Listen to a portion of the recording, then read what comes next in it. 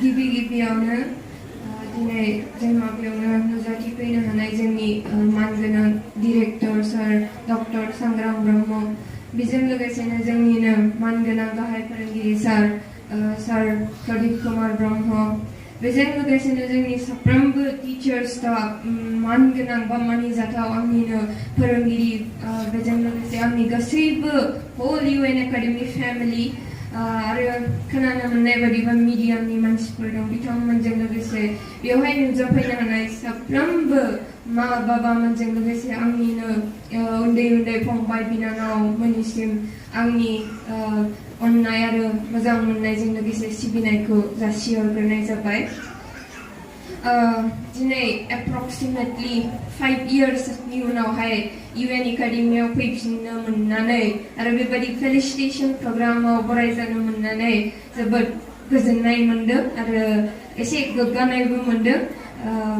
बेजों लोगोसेनो जोंहा बर' राव मोनसे बुंनाय दंदि जे मोनसे रोदा बा गुदियानो मोजां जायाब्ला बिजौआ बोरै मोजां जानो नङा होमबा So बेबायदिनो आंनि स्टार्टिं बा उन्दै समा UN एकाडेमियावनो स्टार्ट जादोंमोन आरो बेवहाय आंनि दिनैनि एचिभमेन्टआव सार मेम मोननि रल माबायदि प्ले खालामदों आं बेखौ बुंना फोजोबनो हानाय नङा दिनैनि नैबे साक्सेस माने मोनसे एचिभमेन्ट खालामनायाव आंनियाव बे सारमोनहादि उन्दैनिफ्रायनो जोंखौ आसि थुयै थुयै फोरोंबोदों बा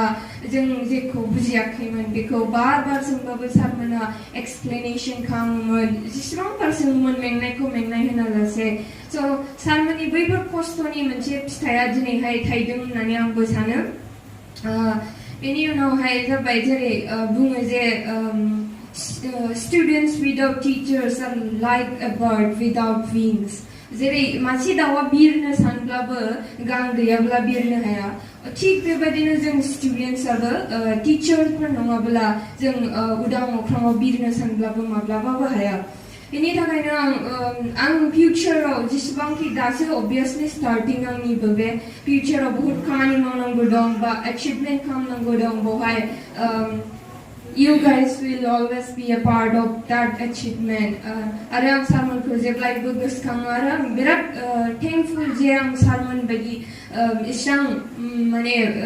साफ्रोमबो सारमोन बायदि इसां मोजां फोरोंगिरिफोरजों फोरोंजानो मोनबोदों दैदेनजानो मोनबोदों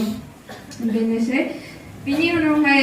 आं दहाय बुंखानाय बायदि आं जे बुंदों जे दासो आंनि स्टार्टिं स' आंहाबो गोबां लामा जार्नि खालामनांगौ दंबावो बेनि गेजेरावनो आंनि दिनैसिमनि जार्नियाव आं दिनैहाय मा एक्सपिरियेन्स खालामदों बा दिनैनि नैबे मोनसे एचिभमेन्टआव माखासे टिप्सफोर जा मोनदों आङो आंनि एक्सपिरियेन्सजों स' आं बेखौ हानायमानि आगैमोननो होलांनो नाजागोन आरो जुदि बे टिप्स जाहोदों बेफोरनि गेजेराव जुदि अबेबा मोनसे टिप्सआ सोरबा आगैमोननि लाइफआव फिउचाराव जुदि एप्लिकेबल जायो बा आगैमोनहा पजिटिभ भाइब्स मोनो अब्ला आं बिनिफ्रायनो आंखौ गोग्गानाय लागोन आंनि खामानिया एसेबाबो जाफुंदों होननानै आं सानबावगोन स' फार्स्टआवनो आगैमोनहाथ' मिथिखागौ डिजिटेल मुगा स' बयबो मिथिगौ जे मबाइल फनखौथ' जों बयबो नायखायो गावनाव गैयाबाबो मा बाबानिखौथ' मालाबा दांबाय जानांगौ अबभियासलि दांबाय ओमफ्राय बेवहाय जों जेब्लाहाय ना इउटिउब नायो FB नायो इन्स्टा नायो बै मबाइल फनफोराव जेब्ला जोङो भिडिअस बा पिक्चार्सफोर नायो अब्ला बै एपफोरा जों जाय भिडिअस बा पिक्चार नायदों बिनि रिलेटेड भिडिअस बा पिक्चारफोरखौ जेब्लायबो साजेस्ट खालामबाय थायो थिग बेबायदिनो मानसिनि जोंनि ब्रेनाबो बेबायदि मोनसे डिभाइस माने नों सानसेयाव जा बुस्थुखौ मेगनजों नुगोन बा जा बुस्थुखौ नों खुगाजों बुंगोन जा बुस्थुखौ नों खोमाजों खोनागोन नों बे बुस्थुखौ जास्ट बुङाल' बा खोनायाल' बा Nuwal' you are swallowing that things माने नों बे गासिबो बुस्थुफोरखौ मनगासिनोबो दं प्लास नोंनि ब्रेनाव जमा जागासिनो दं बेजों बेनि एकर्डिंनो नोंनि ब्रेनाव जेसेबां बुस्थु दं बेनि एकर्डिं नोंनि ब्रेनाबो खामानि मावनो लागोन बेनिखायनो आं सानो जे फार्स्टआवनो it's very important to set aim in life first of all dream बोलते हैं ना हम इसको तो बंद ही करो यानी ड्रीम को ना हम देखे जाते हैं लेकिन जो गोल है ना उसको हम अचीव किया जाता है मैंने जों ड्रीम बुंबाय थायो आंना ड्रीमा बे बाट ड्रीमखौ जों नुनोल' हायो बाट जों गल बुङोना बेखौ जों एचिभ खालामनो हायो ओंखायनो आंनि बायदिब्ला ड्रीम बुङालासे आंनि एम इन लाइफ बा गल बुङोब्ला मोजांसिन जागोन बेनिफ्राय जुदि नोङो एम इन लाइफनि बादै नोंनि ब्रेनखौ ट्रेन खालामबाय जे आंहा उमुक जागोन आं फिउचाराव IAS बा APS बा डक्टर एडभकेट एभ्रिथिं नों माने मा जागोन बेखौ जुदि नोंनि ब्रेनखौ ट्रेन खालामबाय थायोबा माने नोंनि ब्रेना होनगोन येस आइ नो सामथिं अबाउट द्याट माने नोंनि ब्रेना मिथिगोन आं बिनि बादै माबा मिथियो आं मावनो हागोन अब्ला नोंनि बैनि एकर्डिं नोंनि ब्रेनाबो खामानि मावनो लागोन बेनिखायनो बे बिराद इम्पर्टेन्ट जे नोंनि एम इन लाइफखौ नों सेट खालामनानै लायो जिहेतु आंनि एम इन लाइफआबो उन्दैनिफ्रायनो डक्टर जानायमोन आरो सार मेम जेसेबां आंखौ उन्दैनिफ्राय लोगो मोनदों बिसोर रावबो मिथियै गैया जे आंनि एम इन लाइफआ मामोन जेब्ला सारमोनहा सोङोमोन ना माबा फांसन जायोबा माबा एम इन लाइफआ आङो 0.1 सेकेन्डबो नाङामोन जे आंनि एम इन लाइफआ डक्टर जागोन होनना बुंनायाव स' बेबायदिनो एम इन लाइफ थानाया बहुत गोनां होनना आं सानो बेनि उनाव एम इन लाइफआ दा सेट जाबाय नङा होमबा दा लेट्स मुभ टु द नेक्स्ट स्टेप माने बेनि थाखाय एम इन लाइफनि थाखाय माबायदि खामानि मावनांगौ ना स' बेवहाय फार्स्टआवनो जों मोस्ट अफ द स्टुडेन्टसा मा खालामो फरायनाय समावहाय दिनैहाय साप'ज 8 आवार्स बा 10 आवार्सनो फरायबाय सानसेयाव दानिया बियो नेक्स्ट डेआव बुक्सनि खाथियावनो फैला बियो सानबाय कि आं मैया बहुत फरायखादों दिनैहाय रेस्ट लानोसै बा साननै सानथामानो थाबाय जुदि नोंसोरनावबो बेबायदि बिहेभियार दङब्ला अब्ला नोंसोर बेबायदि फरायनायजों आरो फरायैजों एखे समान होननानै बुंदो बेनिखायनो कनसिस्टेन्सि होननाय मोनसे बुस्थुआ जेब्लायबो थानांगोन कनसिस्टेन्सि होननाय बुस्थु बुङोब्ला नों जुदि सानसेयाव 3 घन्टा फरायदों बा 4 घन्टा फरायदों अब्ला नों बेखौनो सानफ्रामबो कन्टिनिउस खालामबाय थानांगोन नोङो बेखौनो बुङो कनसिस्टेन्सि आरो बेखौ माने डेभेलप खालामनांगौ बहुत खस्थ' जायो बाट बेखौ नों डेफिनेटलि डेभेलप खालामनानै लानांगोन गावनाव आरो बेनि उनावहाय फैयो अबभियासलि हार्ड वर्क बेनि अनगाथ' साक्सेसआ जेबो ओंथियानो गैखाया जानो हागौ बुहुमाव जेसेबां साक्सेसफुल मानसिफोर दं बिसिनाव सोङोब्ला हार्ड वर्कआनो बिसिनि खुगा बिजौआव थागोन हार्ड वर्क होननानै बुङोब्ला बाव मोनसे सल' गोसोखांबाय आं माने मोनसे स्ट'रि खोन्थादोंमोन आरोना जोंनाबो गोदोहाय आं हायार सेकेन्डारियाव फरायनाय सासे सारा बेयो बुंदों जे सानसेखालि सासे मानसियाहाय बै मा होनो सिखिरिनि गन माने सिखिरिनि फिथोबनिफ्राय मासे सिखिरि फिसाया ओंखारनायखौ बियो नोजोर होबाय थादोंमोन आरोना बेनिफ्राय बै फिथोबनिफ्राय बै सिखिरियाहाय माने ओंखारनो थाखाय नारा नाथा जाबाय थादोंमोन स' बे समाव बै मानसिया सानबाय जे बे सिखिरिया बहुत खस्थ' मोनगासिनो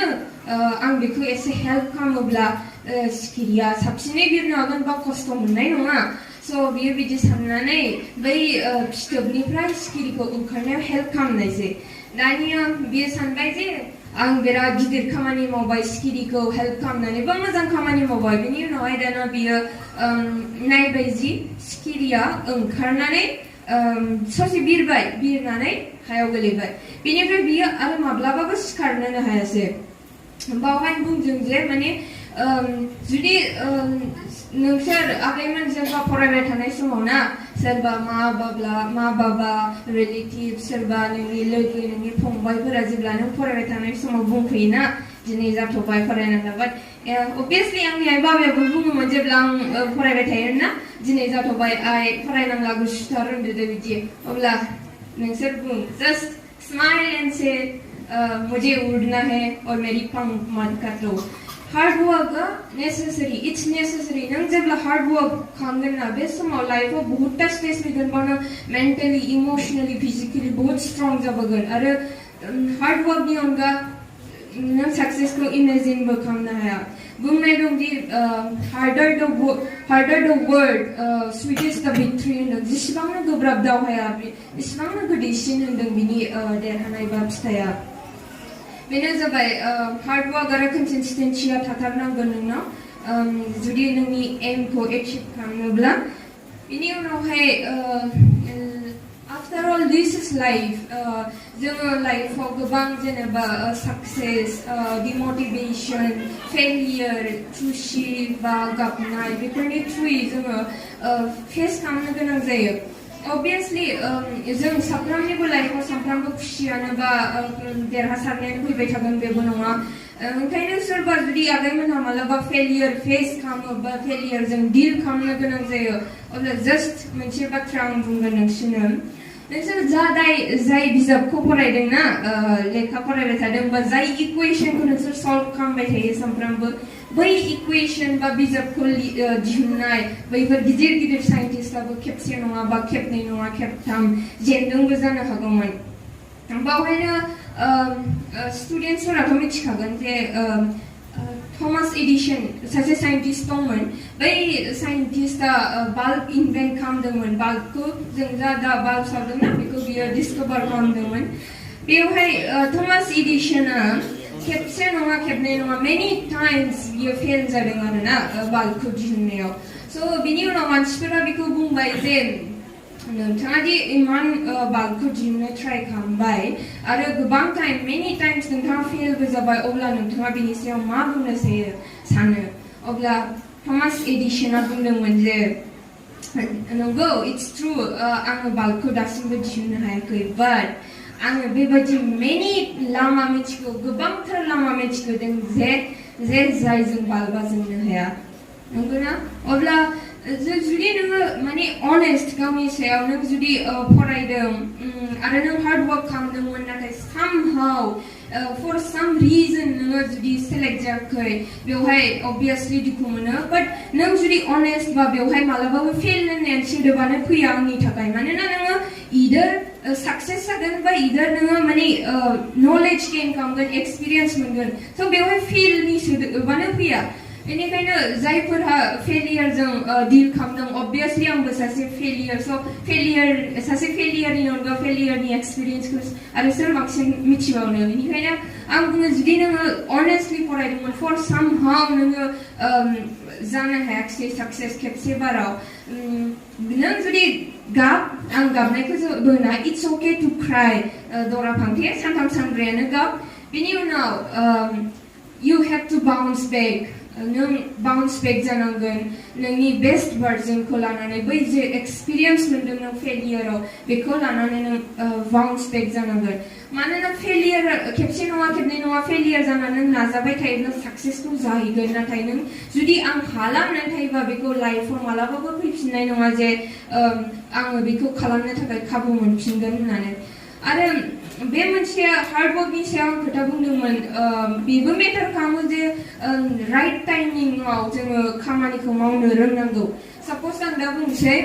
आगैमोननि गेजेराव सोरबा माखासेया दंलायनो, बिसोरो दानिफ्राय साप'ज 10 इयार्ससिम बिसोर बुहुत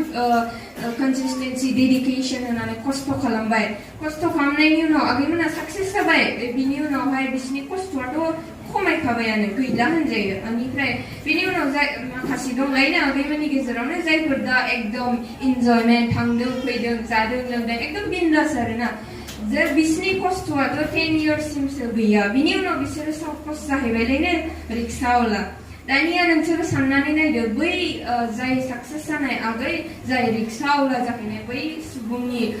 लाइफनि होल हार्ड वर्कखौ साम खालामोब्ला दाजाबोब्ला माने सोरनि खस्थ'आ बांसिन जागोन. बेनिखायनो बेबो मेटार खालामो जे हार्ड वर्कआ मावनो होनबानो लाइफआव एनि टाइमाव गैया. माने जों जा टाइमाव मावनांगौ बे समाव जों जेब्लायबो मावनांगोन. बेनो जाहैबाय सक्सेस जानोब्ला माखासे सम आरो राइट टाइमिंआव जों खामानिखौ मावनांगोन. बेनो बेनि उनावहाय एट लास्ट आं बाराबो गोलाव बुंनो सानला, मानोना जोंहा बयहाबो गाव गावनि खामानि मावनांगौ दं अबभियासलि. बेनिफ्राय बिनि उनावहाय आं लास्टआव बेखौनो बुंनो सानगोन जे जोंहा जेब्ला जों मेट्रिक पास आउट जादोंमोन, अब्ला फेलिसिटेसन प्रग्राम मोनसे लादोंमोन. बावहाय जोंनि डिस्ट्रिक्टनिफ्राय माने एबसुनि आफादगिरि सारबो दंफैयोमोन आरोना. बेनिफ्राय बे सारा जोंनावहाय साफ्रोमखौबो गसंहोनानै सोंदोंमोन एम इन लाइफआ मा. स' बेवहाय जोङो 23 जन दंमोन खोमा, 23 जनमोन. बिनि गेजेराव जोङो साफ्रोमनिबो एम इन लाइफआ इन्जिनियार नङाबा डक्टर बिल'मोन आरो बेनिफ्राय बेयावनो बै आफादगिरि सारा बुंदों आरो ना जाहा माने नोंसोरथ' गासिबो डक्टर इन्जिनियारखौ बुंजोबबाय सासे सोरबाफोर बा सानैसो IAS IPS UPSC क्रेक खालामनायनि टारगेट लानायमोनब्ला आं गोजोनसिननाय मोनबावगौमोन स' आङो बे मा होनो जा खामानि मावनांगौ बिबान बेखौ आंनि उन्दै उन्दै आगैमोननि सायाव होनानै थांबाय जाहाथे आगैमोना अबभियासलि डक्टराबो नांबावगौ इन्जिनियारबो जानांगौ बेजों लोगोसेनो आगैमोना UPSC खौ टारगेट खालामनानै सोरबा दानिफ्रायनो एम इन लाइफआव आं UPSC जागोन होननानै लायो बेनि थाखाय आं आगैमोनखौ बुंबाय आगैमोननि सायाव बेखौ बिबान होनाय थाबाय आरो आं दा बुंनोसै आगैमोननि सायाव माने टिचार नैबेयाव नुदों जे नैबेयावहाय जिरायनानै थानाय सार मेमखौ नुदोंना साफा जोंथ' बिसोरखौ सानो बिसोर टिचारल' बा बिसोरबो सासे मानसि they are not just only a human being मिथिगौ ना बिसोरो सासे फेक्ट्री बा इन्डास्ट्रिनि कम्पानिनि मालिक बुंजायो जाय कम्पानियाव मिथिगौ ना साबोनबो बानाया जाय कम्पानियाव साइकेलबो बानाया जाय कम्पानियाव टिभिबो बानाया सारमोना सासे हिउमेन बिं सोरजिग्रा मोनसे कम्पानि बेनिखायनो सारमोनखौ जस्ट ब्लाइन्डलि फल' देम माने नों मेगनखौ मेसेमना सारमोना जा बुंदों बेखौ माव आरो एन्ड रेसपेक्ट देम मस्ट इम्परटेन्टलि सारमोना जोंखौ रायो बुङो क्लासाव उन्दैनिफ्राय एसे बुङो बाट बेफोरखौ जेब्ला जों साक्सेस जाहैगोन अब्ला सारमोनहा मोजांनि थाखाय बुंदोंमोन बेबायदि भाइब्सआ डेफिनेटलि नोंसिनावबो सानसे फैगोन जोंबो सानोमोन सारमोना मालाबा जोंखौ रायोब्ला बुङोबा जोंबो डिसएपइन्ट जायोमोन बाट जों दा मिथिफैबाय जे सारमोना मानि थाखाय जोंखौ बुङोमोन आरो बेयावनो साफ्रोमबो आंखौ फोरोंबोनाय सारमोनखौ आं एसे गोसोखांनानै सारमोनखौ बुंबावनो सानदों जोंहा सार महेश दंमोन he is the coolest person I have ever seen एकदम सारनाव रागा गैया आरोना आंथ' 5 yearsनि जार्नियाव रागाखौनो नुफेराखै सारनाव नोंसोर सोरबा नुदों नामा नुवाखैना रावबो नुवाखै बेनिफ्राय आङो जेब्ला आं सारखौ सानोना लाइफआव मालाबा आङो बेबायदिनो रागा बा माजोंबा फेस जानो गोनां जायो अब्ला आं सारखौ सानो सारा इसां